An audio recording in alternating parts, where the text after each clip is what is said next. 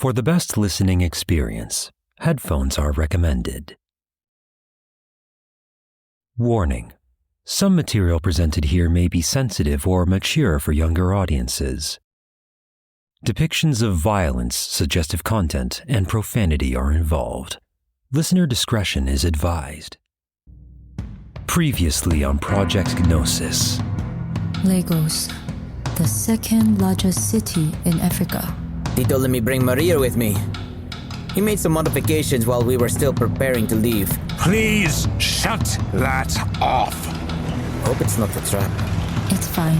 I've been here before. Most people assume that the Albion Hermetica is just in the oil and gas sector, but in Trulia, they also deal with alternative energy.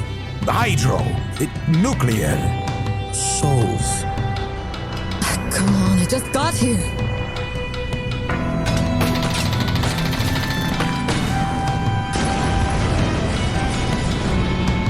Who sent you and why? Infiltrate their embassy and find any evidence revealing if they are involved with the other incidents.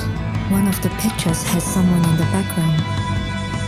It looks like a man with a walking stick. Strange. A portent to come?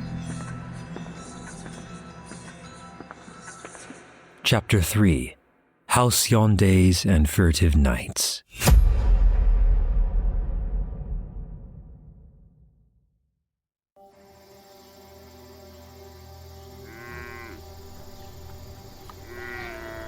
Farm work in Liaoning was hard work, but I found it rewarding looking back when I was a young child. Spreading the seeds, tending the animals, harvesting the crops. It did help gain me a good work ethic, which would carry on later in my life. Sis! Sis, I did it! Oh? What did you do? Come and see! It's up the hill! I remembered seeing the telescope when I went up the hill with my brother. I was so proud of him that he assembled it himself. It was simple in design, but it was pretty cool that a 10-year-old like him managed to finish building a telescope out of junk he collected from our dad's workshop. You like it? This is amazing. We can finally take a closer look at the stars. Go ahead, sis! You can get to look at the moon up close. I took a peek in the telescope. The sky was clear that night. So many stars. I moved the telescope to the direction of the full moon. I could see it in all its glory. I was awestruck. What's next for you? Making more gadgets? Yeah. I'm going to make a super fast computer that will take care of everything. It will be awesome and everyone will be safe and happy. Oh, well, can it play games? Like, what games? How about tag? Like, tag, you're it! No fair! I remembered my brother fondly. He was born 3 years after me. My parents put so many expectations on him and he was the golden child between the two of us.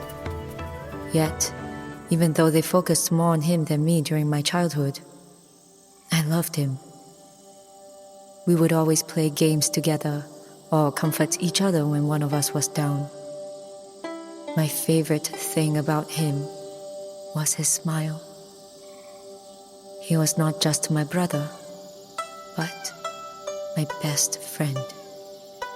Faye? Yes? Will you watch the stars with me all the time? Always.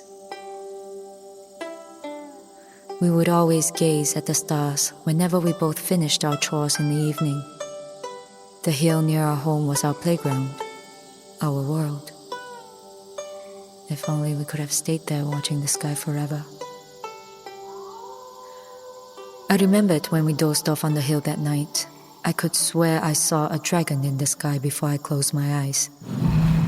It was blue, just like my irises.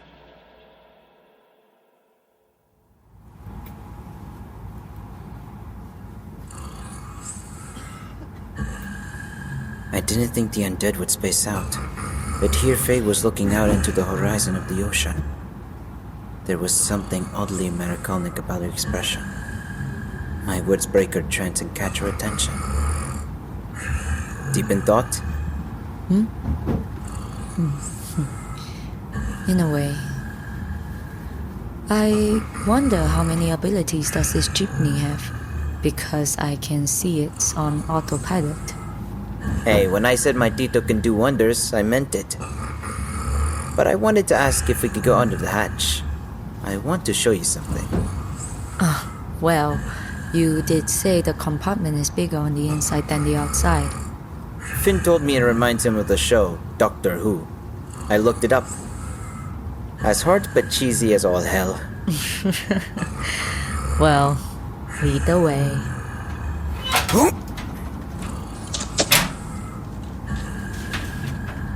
Hey, mind if you pretend to drive? Just so people don't think witchcraft is involved if they look too close.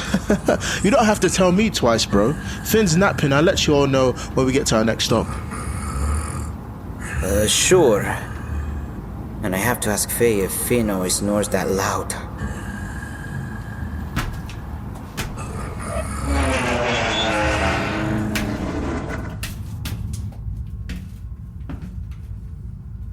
Oh.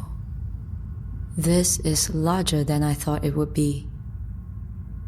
Yeah. Seems Tito still kept this place a training room over a poker den. He gambles a lot with capres that visit his home. And the smell from the cigars? Absolutely awful. And I can see mock weapons, benches, lockers, a large sparring mat. I think I know where this is going. I realize there may be circumstances where I can't be in my true form when a fight comes up. I need help improving my skills for combat in case that happens. Okay, so neither of us use our powers or abilities? Yes, no powers or weapons. What kind of martial arts are allowed? All of them, so go nuts.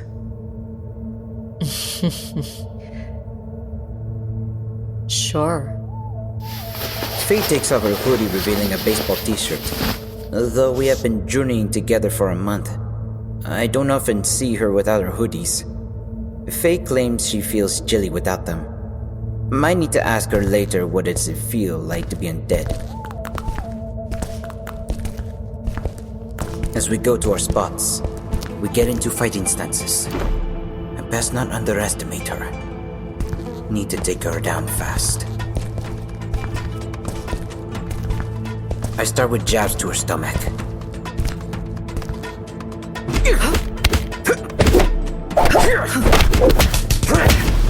She blocks it, and a few side kicks from her force me back. Next, I flank her, intending to grab her. She steps back and counter with a roundhouse kick, which I block as well. Okay. She seems to be only doing counterattacks. What is this, Karate Kid? Maybe I can throw her off with some idle chatter. You know, it's just now that I realize this is the first time leaving my homeland. I mean, it is the dream of the young of my tribe to go out into the world. Is it that rare for your kind to leave the Philippines? Next, I charge at her, and she sidesteps. As predicted, I strike with a sweeping kick. She trips, but uses her hands to flip back up.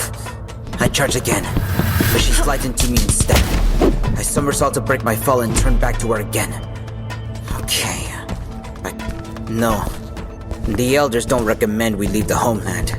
I find it ridiculous. I mean, we live among humans having the same conveniences as them. A fun fact, most of our elders can't even use smartphones or computers properly. I basically had to troubleshoot for them. So they have difficulty keeping up with the times? Their ways are dying. Not much different from the indigenous humans. The same applies to other non-humans. How do you feel about it? I don't care that much. Times change and we have to advance. That's something my brother and I had to learn when we left the countryside. Faye makes a feint. Nice try. But I know a bait when I see it. Didn't know you had a brother. I don't usually mention it. Kinda painful to think about because I can't reach him. You mentioning Matchbox cars brings me back to those times when he collected them.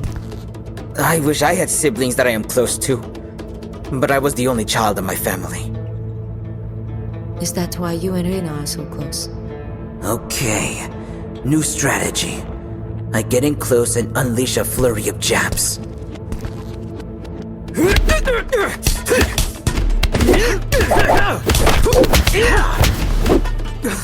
She grabs my shirt and sets herself to grapple me. Gotta... Did she just headbutt me? She turns around, wobbling me off balance. She lifts one of my legs off of the ground and...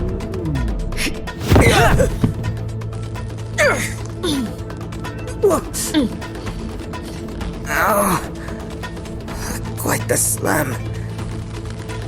And she pins me on the lock.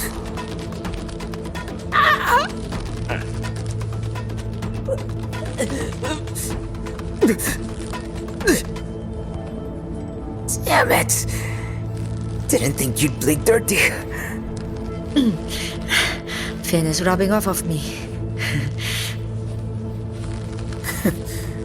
To answer your question, Reina is basically my family other than Tito, since my ma died. Oh. I'm sorry.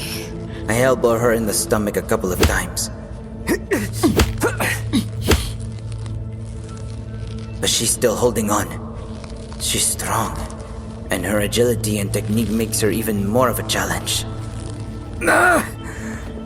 Were you an athlete back in your former life? Gymnast, but only in high school, and that didn't last long.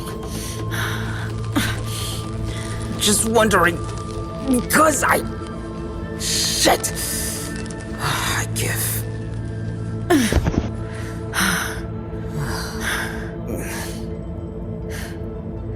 No hard feelings? Remind me not to get on your bad side. Just try my best. Even if you did, you are still my friend. What about your enemies? Well, I'm not someone that relishes in violence. I keep things clean. I still find life too precious to take. It's not my place to take anything irreplaceable. And what if they force your hand? I don't know. But I try my best to minimize those situations. This line of work is usually dirty. Why did you choose to become an Aegon agent? I didn't choose. They chose me. It was a measure to assure my brother that his big sister is still doing okay. Oh, wait. So? Riz, it's fine. My circumstances were not normal, and it worked out in the end. I'm respected as an equal here. Is that how you really feel? What are you trying to say, Riz? You already know I am a free spirit. I am not someone that appreciates arbitrary rules. Are you saying you are changing your mind about joining us? We can talk about this later. Great timing. I might have kicked off an argument if we went further. Time to check what's outside.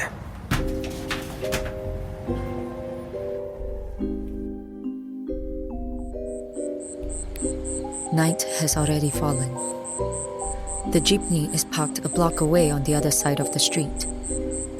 The embassy is a simple white rectangular building with a few lights on, surrounded by tall white walls with barbed wires. The British flag waves with the breeze. Guards are seen both in and outside the complex. Riz and I meet with Finn and Abe for the briefing. So I take it that Yaz gave you lot a game plan? Well, they don't have powerful anti-magic defenses, But considering the English's interest in Nigeria, we have to consider potential traps. Maybe use the static to enter the embassy from the outside. I can disrupt their surveillance systems for starters. But what else should I expect? I would prefer if you had someone to accompany you, just in case things get hairy. I think I should come with her. But you won't be able to enter the static. All you have to do is take a clear picture of the room you are in. Text it to me, and I'll take care of the rest. Very well. I'll ask Yaz if there's anything else to know about the embassy. Here, use my phone. Okay. Heading in now.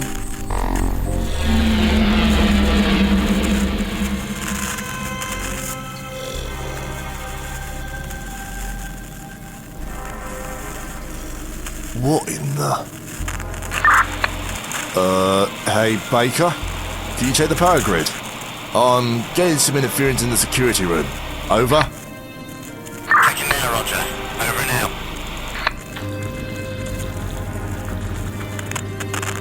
What the fuck?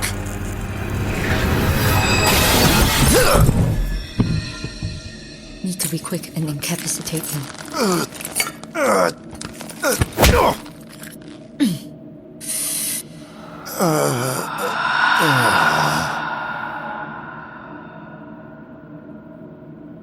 Okay, that should be enough to render him unconscious for probably an hour. Now, to take the picture of the room and text it to Riz.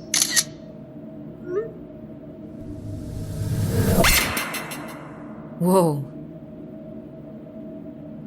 Remember, I need a visual aid to traverse to a different location.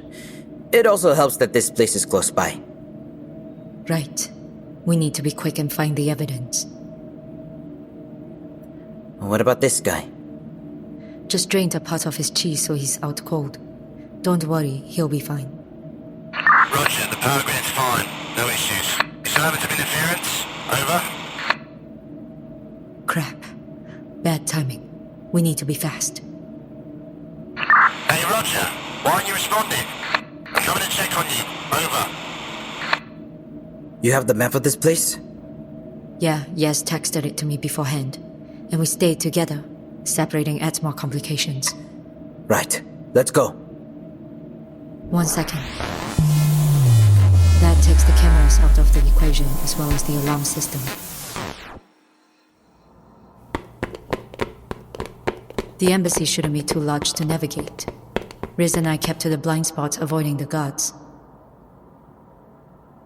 Looking at the map Yes gave me, there's an office on the second floor that has the more classified documents. A guard appears at the corner of the hallway, turning towards us. We quickly hide to the side of a doorway. As he approaches, Riz whacks him with his baton. I quickly inhale some of his chi, making him unconscious. Riz shoves him into a janitor's closet. We continue upstairs.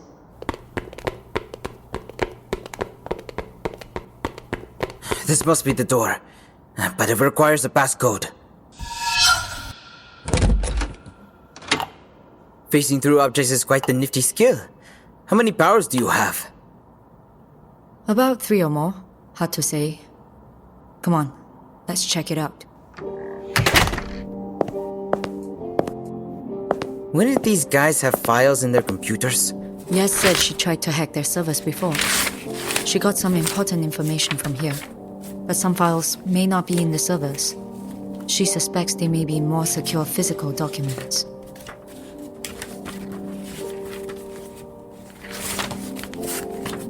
What about this? Riz shows me a map of Nigeria, except there's a symbol overlapping the map. It's a symbol I haven't seen before. It looks like the symbol of Venus with 2 curves at the bottom and 1 at the top.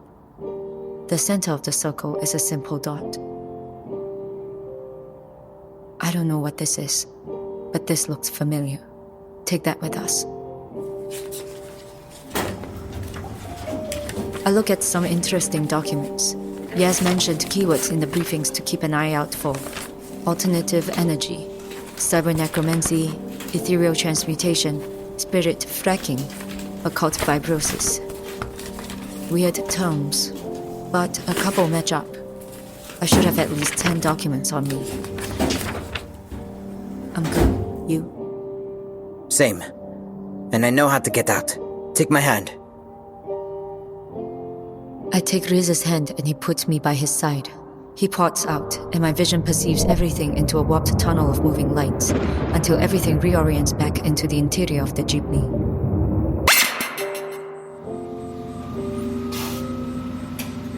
Hold on. How many documents did you get? I collected 10. About 5 plus a map. A map? Yeah, that could be useful. I see Riz take a picture of the map. What's next? Back to base and see where to go from. What the fuck? I meet Riz at the front to see what stopped us.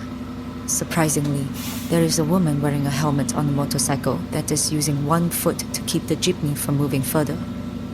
One of yours?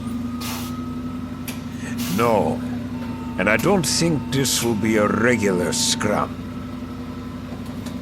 I heard you guys pissed off some powerful people. Gonna make this easy and come quietly? Or do you want to do this the fun way?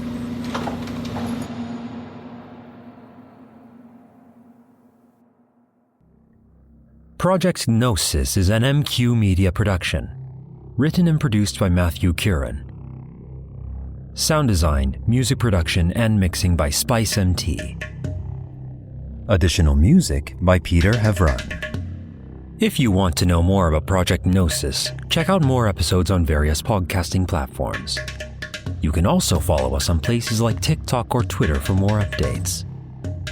If you want to be a supporter, we have our website where you can join and have access to all sorts of content, such as behind the scenes. If you have any inquiries, message us at projectgnosisthestory@gmail.com. This is Project Gnosis. More to come soon.